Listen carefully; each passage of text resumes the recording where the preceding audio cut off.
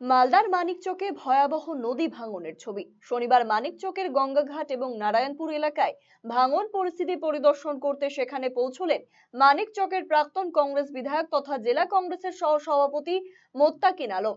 তার সঙ্গে মানিকচক ব্লক কংগ্রেসের সভাপতি মতিউর রহমান সহ দলের নেতৃত্ব উপস্থিত ছিলেন।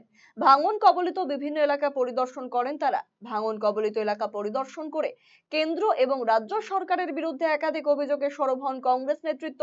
ভাঙন প্রতিরোধে কার্যকরী পদক্ষেপ গ্রহণ করা সহ ভাঙনে ক্ষতিগ্রস্তদের পুনর্বাসনের দাবি জানান কংগ্রেস নেতৃত্ব। আজকে মালদা মুর্শিদাবাদ যেভাবে বিলীন হয়ে যাচ্ছে, মানুষ অসহায় অবস্থায়, জমি জায়গা, বাড়ি ঘর, মন্দির মসজিদ সমস্ত কিছু আজকে চলে যাচ্ছে। সরকারের পরিকল্পনা থাকবে তো, কি পরিকল্পনা হচ্ছে আমরা জানতে চাই। কারণ এখন নতুন টেকনোলজির যুগ, তা টেকনোলজি ব্যবহার করছে না কেন এই সরকার? আজকে যেভাবে মানুষ মানে অসহায় হয়েছে, এই যে মানুষগুলো বাড়ি ঘর হারা হয়েছে, তারা থাকবে কোথায়?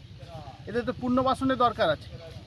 সরকার বলছে আমাদের টাকা নেই, তাহলে খেলা মেলা কেন চলছে ভাই? সেটাকে বন্ধ করা হোক।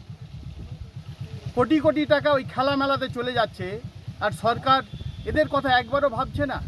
এদের মালদা জেলা এবং মুর্শিদাবাদ কি পশ্চিমবঙ্গের বাইরে নাকি?